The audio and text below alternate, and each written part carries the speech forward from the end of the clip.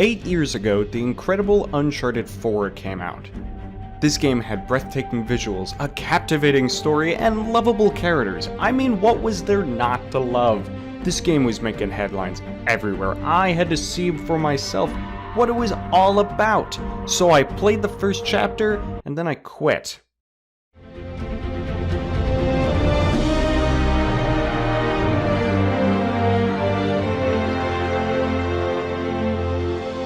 Right now, I'm going back and playing any games that I missed out on and giving them a second chance. The first thing on my list was, you guessed it, Uncharted 4. A few of my friends recommended that I try this game, and you know, when I caught COVID not too long ago, I had some time to kill to try it out. What do you say we go and get it back? You mean steal it? It's not stealing if it was ours to begin with. I'm pretty sure the cops aren't gonna see it that way. Well, then let's not get caught. So the game opens up with Nate meeting with his brother, Sam, outside of the orphanage. They do some parkour, find a bike, and then we're in the middle of a fight. In storytelling, I personally don't enjoy flashbacks, but in the style it's presented here, it actually makes the story feel more real. I have no knowledge of the previous games, so coming into this game as a newcomer, these flashbacks allowed me to better understand the characters and everything that was going on. Nate and Sam try to escape the prison, but Sam's dead. Oh no, no, he can't be dead, no! Oh, never mind, he's okay. Sam convinces Nate to come with him to find Captain Avery's treasure. Nate agrees and lies to his wife to go to Malaysia. About how rude the smog was, that it was like shock to the lungs, like the second that you got off the plane, so... Kind of took this U-turn and became this elegy. While there, we meet the best and the worst characters in this game. Sully... Nobody cares if you're smoking indoors. And Rafe. Cut the bullshit, old man. Now Sully's awesome, and if you disagree, you're wrong. He's got comebacks, great quotes, smart, helpful. He's just an all-around great character.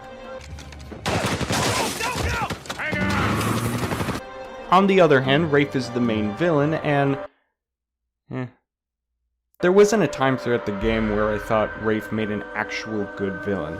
He was sarcastic, sure, but isn't every villain? He felt the most fake. Call so. Well, Nate, one more thing. Nate! What? You do realize that your phones are equipped with GPS, right? I'll see you soon, buddy. See what I mean?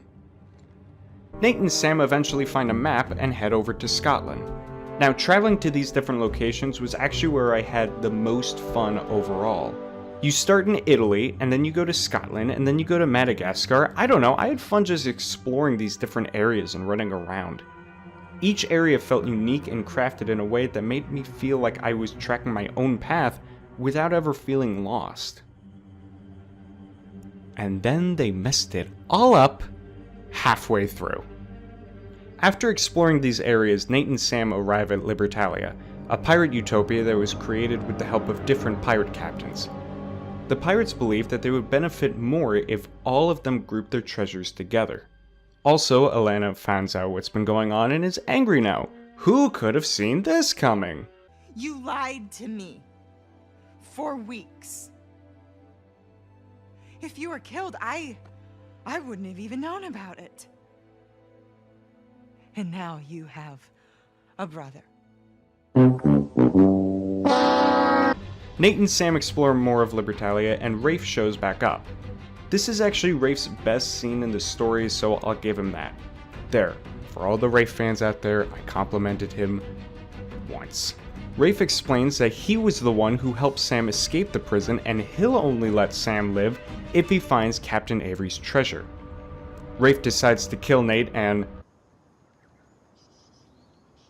You're half right. I just need Sam. Wait, now you're making a mistake. Don't listen! No, he can be dead, no. Elena comes back and finds Nate. They run around for a little bit and learn more about Libertalia.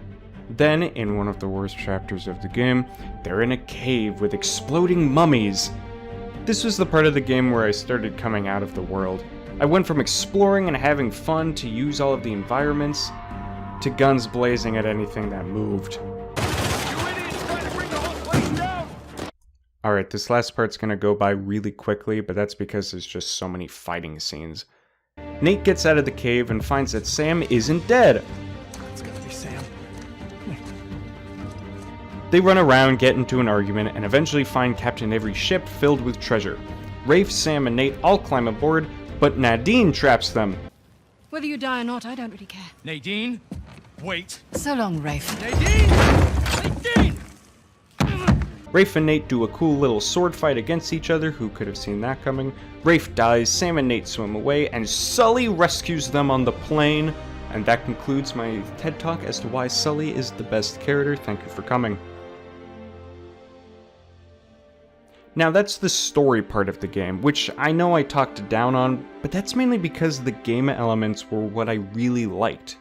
In every chapter, it felt as though there was a new mechanic that was being taught, which kept things fresh and unique. The characters built upon one another in a very fulfilling way. In one chapter, I'm driving a boat from island to island, and in another chapter, I'm driving a Jeep. Kind of. It's taken forever to get to this boat.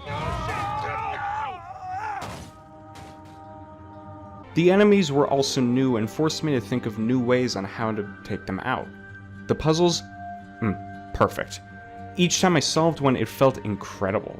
Overall, while I may not have enjoyed much of the story elements, playing the game was the best part for me. So, after 12 hours of playtime, I came to my conclusion that Uncharted 4 is an incredible game that I never want to play again. Now, I know that sounds ridiculous, but honestly, I don't see myself playing Uncharted 4 in the foreseeable future. I had fun playing the game, and while I think there were some areas of the story that could be improved upon, I overall did enjoy it. However, this truly is a game that you would have to experience for yourself. Seeing someone else play it on YouTube wouldn't have the same effect of actually exploring these areas and making these discoveries. I don't want to play this game again because I know I wouldn't get the same experience as I did the first time around. At the end of the day, Uncharted 4 is a fantastic game, full of lovable characters, great music, and one that shouldn't be skipped on. If you haven't played it already, please try it. It's only like $8, so you got nothing to lose. But that's only one game done on my journey to the past. If you have any other ideas or suggestions as to games I should go back and try, leave a comment down below. I may just make a video on it. And until next time, keep adventuring. Love you, Sully.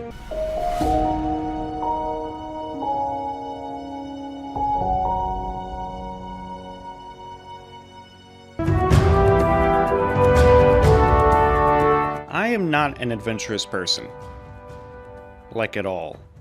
The most adventurous thing that I can think of that I did happened not too long ago. A friend of mine wanted to go to a reptile convention. I didn't have an excuse that was good enough, so I said yes. It was actually pretty fun.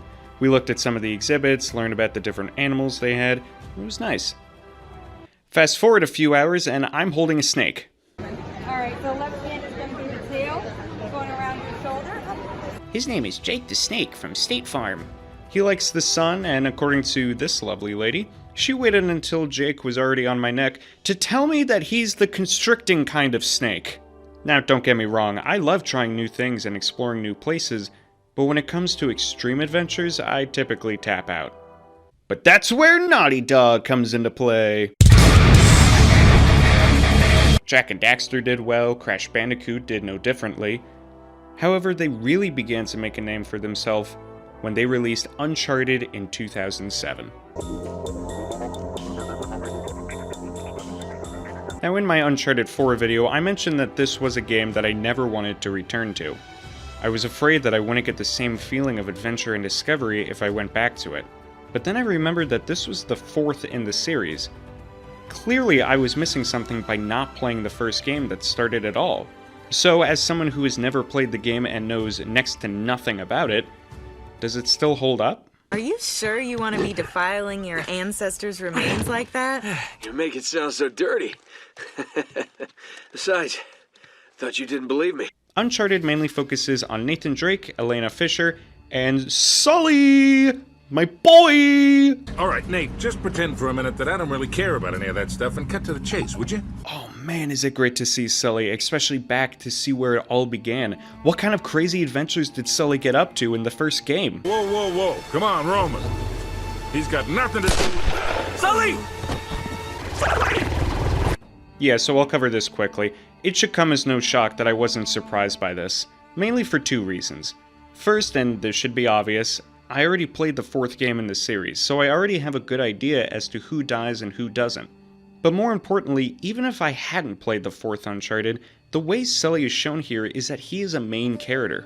The chapter you play in before his death makes you form a connection with him. I love that Naughty Dog was trying something new here as compared to their previous works, but I might have held on to the death of a character, real or fake, until a bit later. After Sully's death... I'm doing air quotes, but with my eyes, see? I can't wink, all I can do is this. That's all. The rest of the game mainly focuses on Elena and Nathan. They've only just met within this game, but I could not relate to Drake at all. In the fourth game, Drake is an adventurer who clearly loves and cares for the people he keeps close to him. He knows when things get too dangerous and when to back down. Here... Hey, this isn't gonna be a vacation, you know. I can take care of myself. Besides, you owe me one. It's as cliche as ever. Typically, Elena is with Drake to level him out, but they don't have that connection yet. It feels as though Naughty Dog was trying out the character dynamic as a test run to see if it would work. Speaking of the characters, I'm not ashamed to admit that I completely forgot about Eddie until making this video. Going somewhere? Hey, Eddie! Did you really think you could escape from what? When you look him up, he's described as a major antagonist, but I just remember him showing up every now and then to make fun of Drake. Seems like this Sir Francis was in my line of work. Don't flatter yourself, Eddie. Always ready to be enemies, eh? Roman was okay, and I like how his obsession over getting what he wanted was done, but again, it was something we've already seen before in other games and movies. As for Navarro, Roman's right-hand man, he was a background character who just wanted some more screen time. Anyway, back to the story. Elena and Drake keep solving puzzles, killing the bad guys. Elena,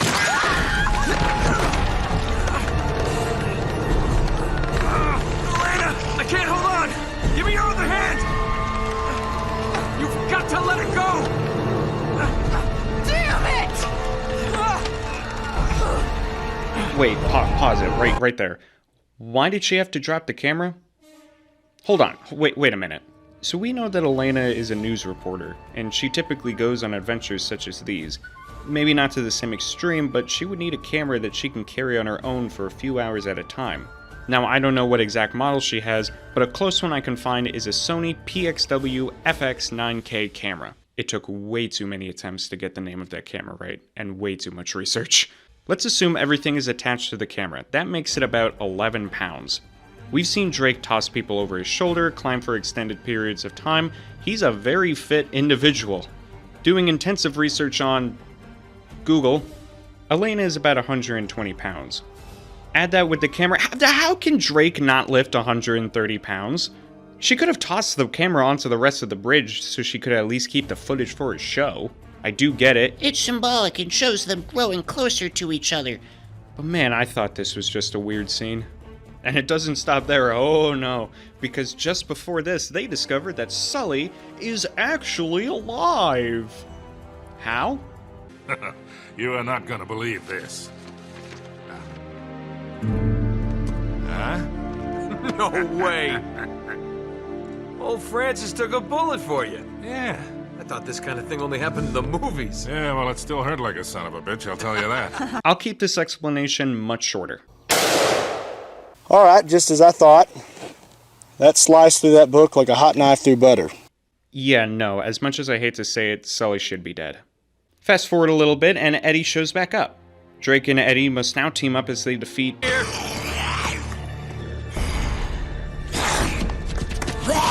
What is happening? Uncharted has a tendency to make things go south real quick and without warning. So these things show up, and while I don't like them, they do kill Eddie. So props.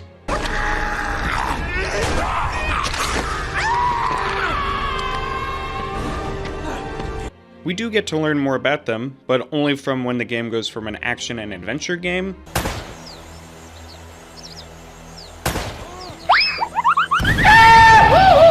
to a full-on horror game.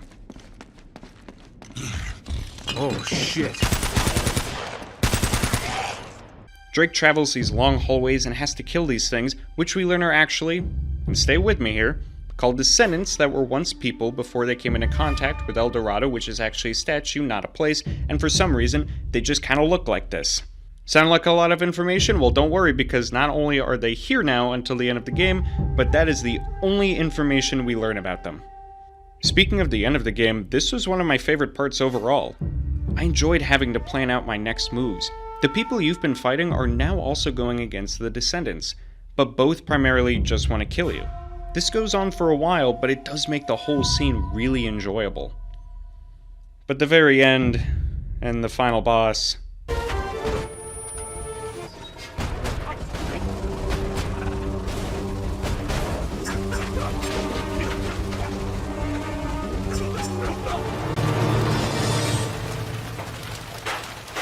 yeah, it's rather disappointing. I get that it's Naughty Dog's first adventure into this kind of storytelling, but the ending could have been expanded upon just a bit. Now look, I know I talked negatively towards this game a lot, but overall, I really did enjoy it. The characters are all a bit different than from how I knew them, but that makes sense since this is the first game in the series. That is one thing I've noticed so far between Uncharted 4 and Uncharted 1, I never felt like I was lost. Sure, there may be different paths to take, but at no time was I ever confused of where to go or how to get there. Uncharted 4 had really clever puzzles, and so did Uncharted 1. In fact, I'd go as far to say that I enjoyed the Uncharted 1 puzzles far more than the Uncharted 4 puzzles. Perhaps it was because they were simpler, but I enjoyed them nonetheless. What I'm curious to know is how we get from this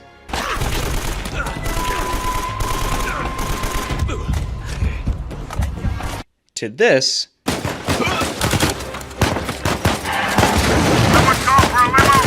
within 2 more games. This was definitely a test run to see if Uncharted would work, and it absolutely did. So let's keep the adventure going with Uncharted 2, Among Thieves.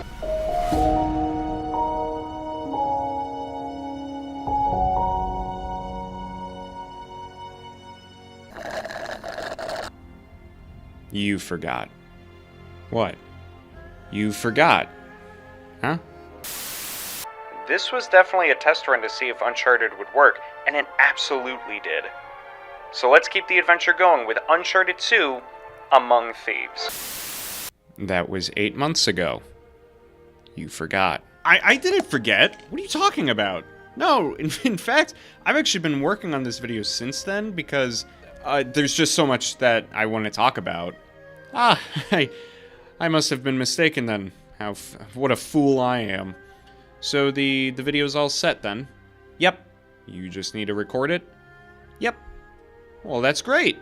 I'll let you get back to this video then you've been working so hard on. Wait, this is the Uncharted 2 video? I'm sure you have much to say and I don't want to stand in the way of it, so you have fun in your video. Do it for Sully. Okay then.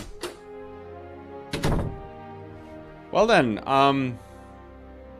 Uncharted 2.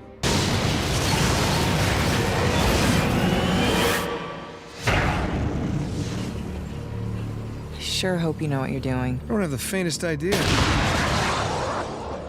The first Uncharted game proved to be a fantastic one. With a great story, incredible characters, and action scenes unlike anything I've ever seen before, I was really looking forward to seeing what Uncharted 2 had to offer. While I still liked Uncharted, my favorite was still definitely Uncharted 4, purely because it seemed to learn upon itself and fine-tune some of the rougher areas of the original game. So to figure out more about what the rest of this series has to offer, 8 months after I intended to, let's take a look at Uncharted 2 and see if it still stands today.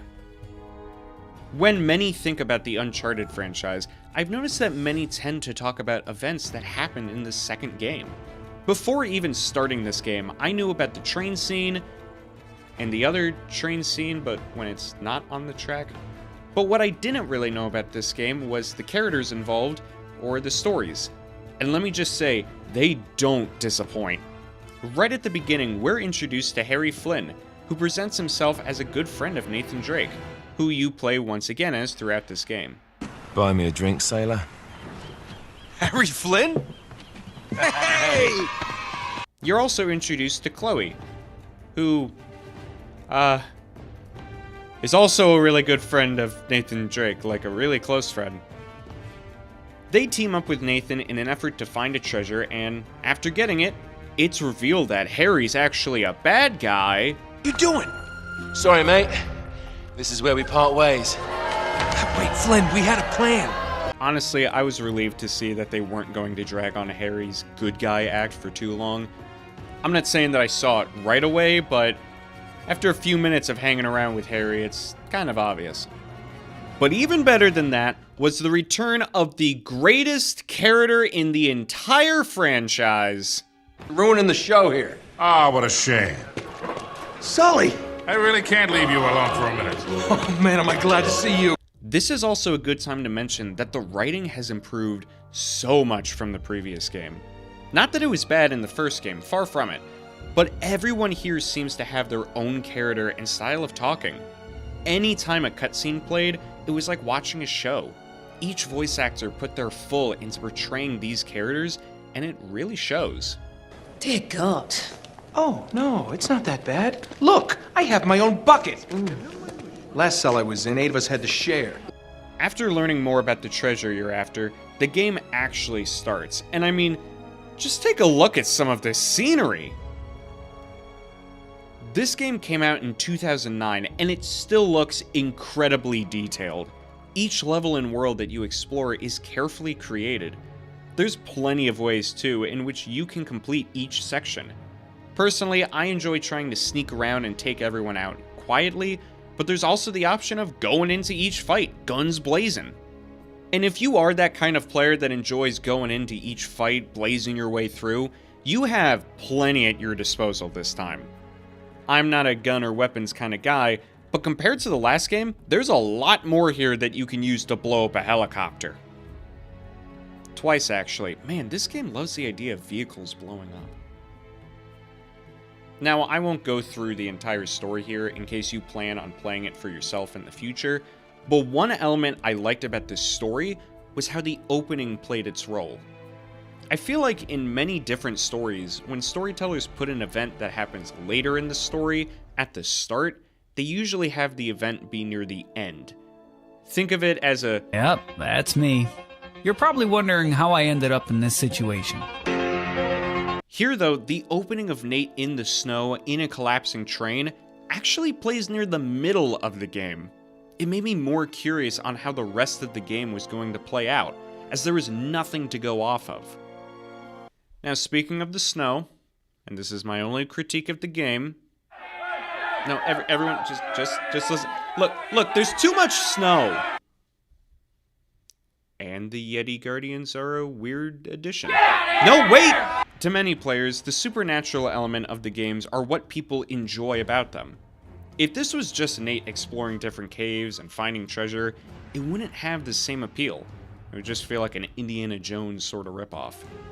The first game did do this with the possessed zombies, and while they played a role in the story kind of, they seemed out of left field, and I feel the same way about these Yetis. I guess I just don't feel as strongly for or against them as some people online do. Personally, I just wish they were a little bit easier to take down. Anytime I could avoid them, I would, because they took so long to defeat. I did like these Yetis a lot more than the zombies, though. They came out of nowhere and seemed like an actual threat. And the other part of that being that there's too much snow, I mean that the second half of the game focuses on snow. The first game, love it, great game, but there is so much jungle. There's some ancient ruins, but they all give the jungle feel to them. Here though, I thought the game would be a lot more experimental with locations, especially after that first half. You explore a museum, another jungle, Nepal, a train. I mean, the locations you go to explore here, each felt unique and fun. And then it all turned to snow. I mean, look, here's a moment from the second half of the game. As you can see, there's a lot of snow. And here's 1 hour later. Seems like a long time for snow. Well, it should be, because it's actually 2 hours later. Again, though, these are really the only things that drag the game for me. Everything else was absolutely incredible. I really had to nitpick here in order to figure it out, and I know that this is nitpicky, but other than that, I really enjoyed this game. As you continue through the game, you learn more about the real meanies running everything, come across even more characters, and have an incredible boss fight right at the end, putting you to the test of everything you learned up to this point. Overall, this game was a great improvement from the first in the series. It's rare for a sequel to actually do better than the first, but this proved that it can be done.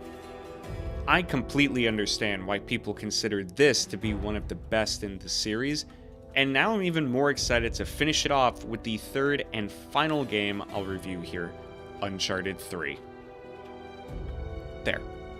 Now we have 2 great sequels. More than anything though, this series is showing me that there's much in this world that I haven't done simply because I'm scared to do it. I mean, Nate is able to do all of these incredible things, and like I said in the Uncharted 1 video, I'm not a very adventurous person. If anything, I want to explore more of this world that we live in and see what it has to offer. So, I'll tell you what, we're coming up on 1,000 subscribers pretty quick, which is incredible and sooner than I thought we ever would. So, when we get this channel to 1,000 subscribers, I'll do something that's way out of my comfort zone. I just don't know what that is yet, but as soon as we do, we'll let you know. Why don't you let me handle that? You took care of this video after all, so let me take care of the rest. Oh, really? Aw, that'd be great. Thank you. Hold on, let me just move this bookshelf back and then I'll wrap up the video. Okay guys, coming close. I have the perfect idea. When we hit 1,000 subscribers on this channel, I'll get him to skydive. He doesn't like planes, he doesn't like heights. More than anything, he doesn't like the idea of jumping out of a plane. So, 1,000 subscribers, and he will skydive. But don't tell him, don't tell him, okay? Let's just keep this between you and me, okay? Okay, it's moved. I didn't even know we had that bookshelf until today.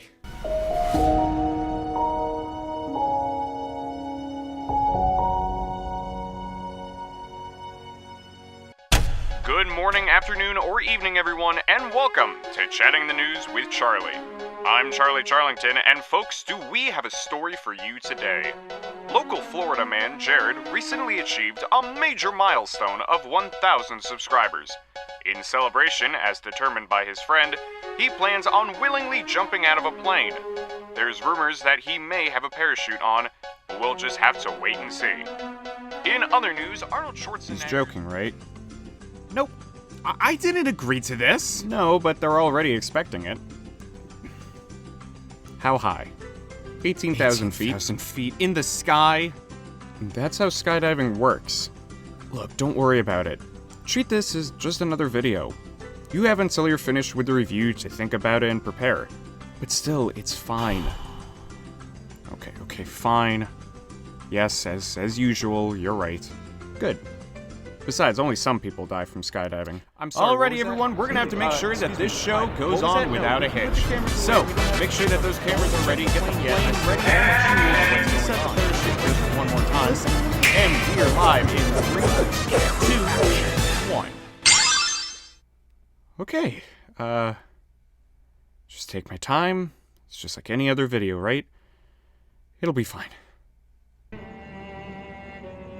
But the dreamers of the day are dangerous men, for they may act their dream with open eyes to make it possible. This I did. One of the first videos I created for this channel focused around Uncharted 4. Over the past year, I've looked at the other Uncharted games and have grown a real love for them. Each have an interesting story, clear love in their directing, and unique elements in each that make playing the games simply fun. June 29th will be the 1-year anniversary of Snap, so I figured it'd be a good time to take one last look at the Uncharted series with the final game in this series to cover, Uncharted 3. The story follows Nathan Drake on his journey to try and find the lost city of Ubar. And for most of the game, you're once again joined by the best character in the franchise. Everyone, please give a warm, loud welcome. You know him, you love him, Victor Sullivan! Now look, we all love Sully. And while he's good in the other games, it's interesting just how much focus the game puts onto him here. We get to learn a lot about who Sully was before these adventures and his connection with Nate. It's this game that really gets to show that Sully is more than just a side character, and I think that's why I loved Uncharted as a whole. Every character is fleshed out and is able to work as a main character. Sully and Nate work so well together that it makes sense that this game would really focus on that. Not that they didn't in the other games, but in Uncharted 3, it felt like the connection was already so well developed at this point that they were able to work together at this level. You weren't gonna shoot me, were you, mate? Like a rabid dog. Compared to Uncharted 2, it's clear that the developers took everything that needed to be improved upon and did it. The levels are much more well crafted, the music fits in every scene, even the climbing is something to look forward to. And I know that's kind of weird to say about a game that mainly relies on climbing, but the way you're able to move about and actually control the climbing segments, it never felt like a hassle, like it did in some of the other games. In the other games, there's usually one or two scenes that stick out as being almost perfect, but struggle because of a certain element with it. But here, there wasn't one. I knew where to go, what I was supposed to do, and I think it's for two reasons, I'll be honest. First, the levels are just created in a better way, like I've been saying, but also, if you've been following the series with the first two games, the third game just builds upon what you already know, so you'll know where to go and what to do. Granted, if you're starting with Uncharted 3, first off, I'm confused, but second, you will be confused on where to go. Speaking of building upon what you know, the game also does this with its story. Like I mentioned earlier, the game focuses around the connection between Sully and Nate. Typically, this would be done in a student-teacher or father-son kind of dynamic, but instead, the game takes an almost teacher-teacher dynamic between the two. Both learn about the world and themselves through being with each other. Ow! That real enough for you? Don't ever point a gun at me again. This is a dynamic I hardly see in other games, so it's a nice change of pace. As for the levels themselves, you still explore many different areas around the world. I mean, just look at this! This is stuff that we didn't see in the first Uncharted game, and it was still developing in the second, but here it's done perfectly. I think the best level that showed Uncharted 3's level design has to be with Ramsey's pirate crew.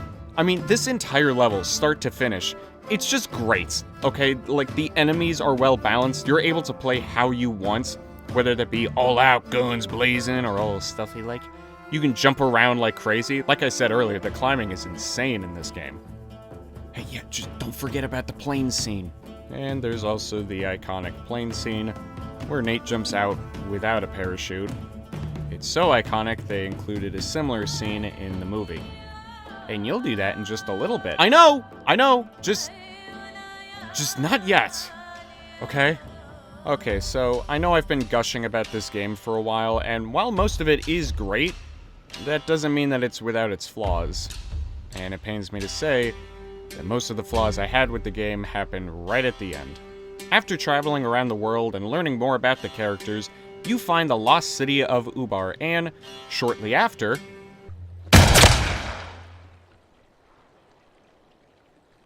What? Again, we know he doesn't die here because he's in the next game, so no surprise there. But the explanation that they have for this was because Nate drank the water and is hallucinating. This also just causes plain weird things to happen, like him traveling back to the scenes we see in the flashbacks. I don't know, Uncharted is known for having some weird endings or scenes that just stick out. And here, the ending just seemed to go on for so long that it was just a bunch of weird stuff happening. Nate and Sully find Marlowe trying to get something from the city and stop him, only to destroy the city in the process. why we can't have nice things. Chase scenes were also never really Uncharted's strong suit, especially here, as it doesn't really seem like they're in that much of a rush. A small jog and some small fight scenes later, Nate and Sully escaped the sinking city. The game was so good up to this point, and it almost made it, but that final level, it just did not live up to the rest of it. Overall, Uncharted 3 is a fantastic game and would be a perfect conclusion to the series as a whole. Don't get me wrong, I'm still happy that we got Uncharted 4, but this would still leave me happy with how the story ended. The story was much better crafted, the characters are still fantastic, and the levels are each created with such love, you can't help but take some time to really admire them. If you still haven't played any of the Uncharted games, there's no better time than now. Each are extremely well done and deserve the scores that you see online. You should give them a try. And, you done yet? Not yet. There's also, there's also the plane that needs someone to jump out of it. I don't want to! Hostility I coming never from. agreed No, to it do wasn't this in the you first told place. me I to. just went, oh, he I can told take you care I of could it, he'll come handle up it, with and a you're over great here saying idea, that I can't. because he's always you the give one me one with job and genius ideas, and responsibility. I'm I not. will make sure But that still, it's done. I didn't think you would pick jumping out of a plane is a skydiving. great Guys. idea. What? We've got a problem. I tried the parachute to make sure it worked. Great, he broke the parachute. I'm not getting on a plane with a broken parachute. That's not really the problem. It's just that without arms, it can't really hold us. So, we can't do it? Well, we can't do it, but I think there's someone else who can. You want to talk to him? Do you know how much it costs for a plane? Someone's jumping out of that plane today, so it's either going to be you or him. We could always try to duct tape the parachute to you. That might work. Fine. Let's go talk to him. But remember, we have to be calm. We don't want to scare him about skydiving.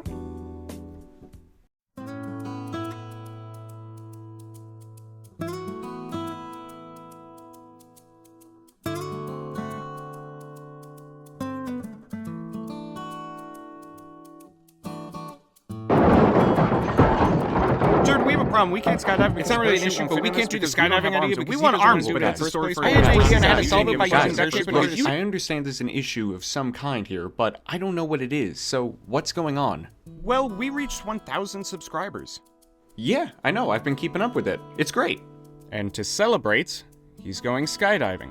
But the parachutes won't fit us. Did any of you think of using duct tape? That's what I said we should try. I'm kidding. No, don't do that. So, what's your idea then? No. But come on! We've been wanting to hit 1,000 subscribers for so long, and now that it's here, we should celebrate that. Yes, we should celebrate by having like a slice of cake or something. Whose great idea was it to skydive? Well, I thought it was a good idea.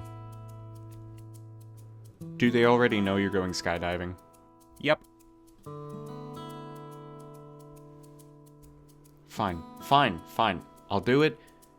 Let me just change.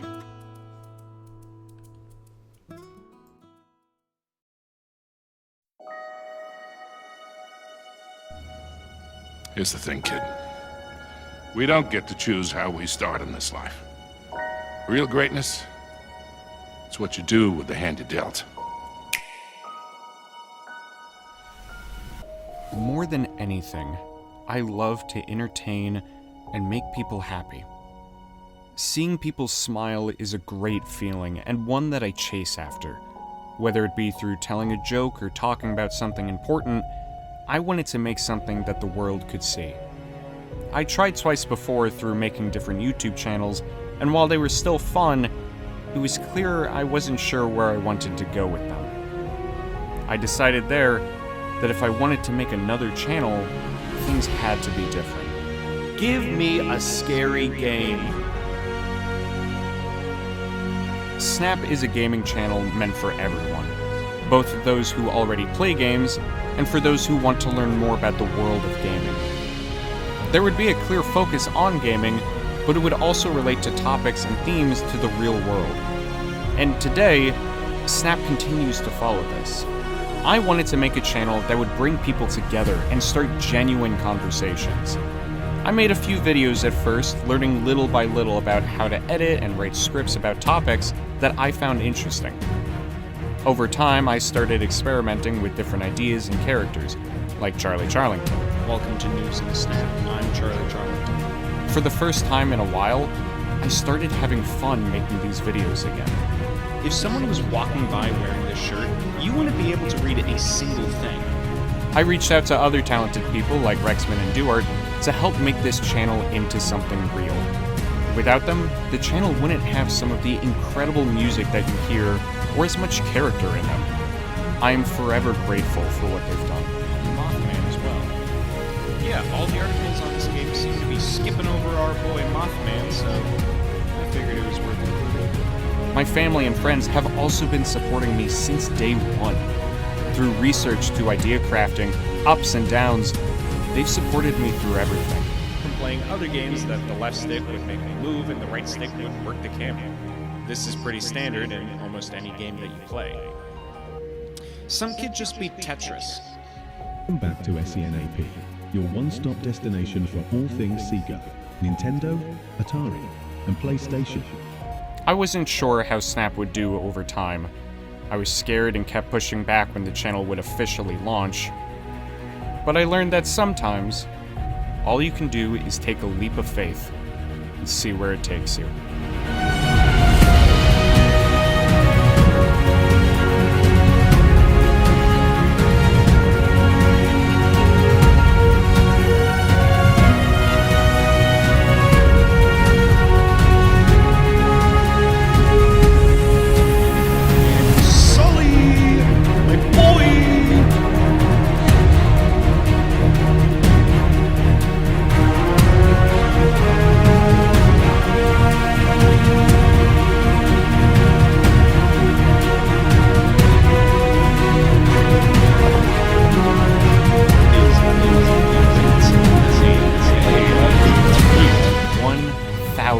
Subscribers. 1,000 people supporting a channel and its vision. I couldn't be happier with the community that we've started to create. I wanted to reach this goal for the longest time, and now that it's here, all I can say is thank you. Thank you for supporting this channel and pushing me to do greater and better things with it. We've only just begun.